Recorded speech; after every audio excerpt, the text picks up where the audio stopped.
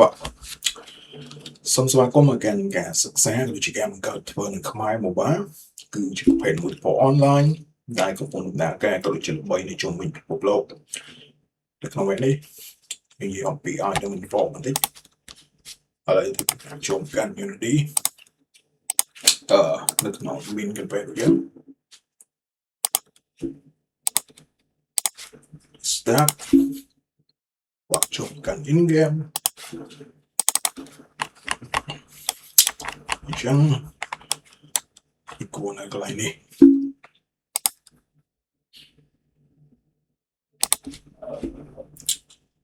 anh có thể đặt tốt information panel duplicate information panel này thì item info thì bật lại một check bởi vì được nó này cứ tất cả thay đổi thế bật hơn nên để cho nó chứ cho nó em tuổi nó thật để tôi bị lỗi bị lỗi set inch within an account để cái tiền người đánh láng một tí tầm con này vì thắt lửa bóng bằng thua này nè và bóng bằng trong thua này các bạn thì mình sẽ khăn này chân thì chụp đặt lại nè thì tao xóm và đây là nhóm mình có thể thì tao dò lại này thì tao có lon gì như thế vậy đấy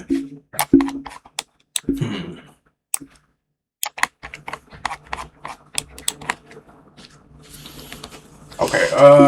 chào mừng em trong do được cổ này trong do được set cổ bài bịch một thân nè tổng và vừa tay đôi chia hình sự principal bài trong đấy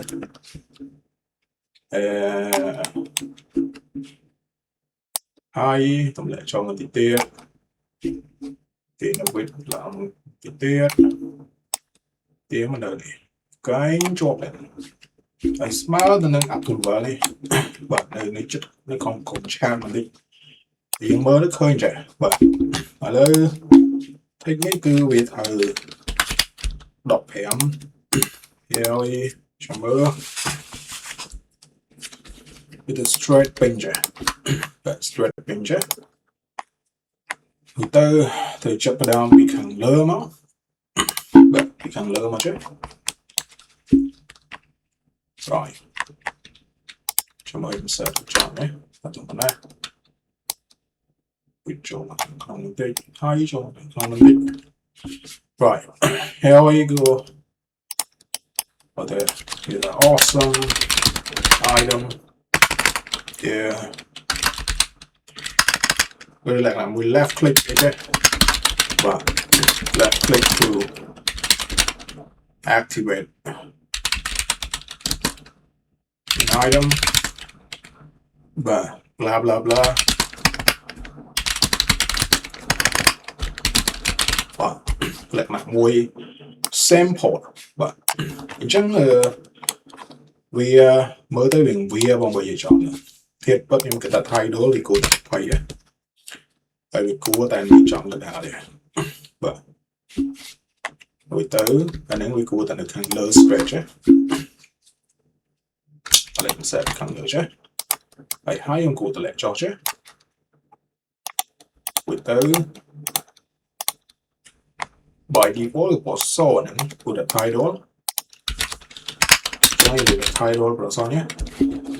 theo em thử cái copy một tiệt anh bị tập body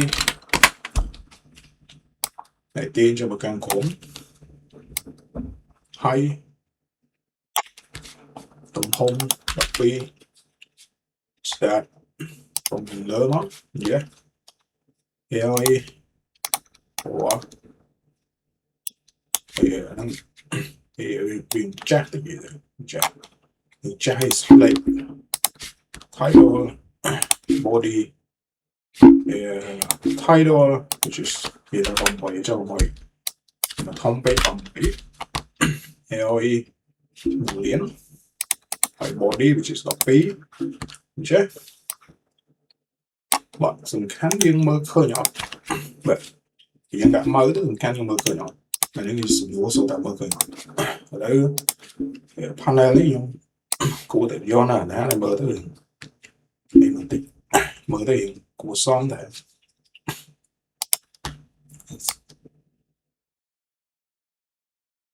right thành ra body which is size tập 4 and title which is going to pay okay chẳng title ấy bây giờ chọn tới người ta thông về mà vì chọn ở bây giờ này khoa thích cứ diện mà càng trộn một bài hỏi lấy diện thì càng trộn mà càng gear manager với thử nó càng không in game mình chẳngอย่างไรมันยังตัวแกประกาศในสคริปต์ไม่หมดว่าในข้างนี้นะดิจะมาไปเธอสคริปต์ในการเกี่ยวฟูดาวอย่างไอ้right click see script ไม่หมดแล้วชั่วโมงแกitem information panel okay indication can be a manager but item information panel okay mình chẳng anh ấy người thợ miền ở kiểm xác định được ở public status item information panel item information panel lên cái cho mà cần item information panel private void away game setting item information panel sẽ được cần this public game object but which is item info panel public UGUI thickness flow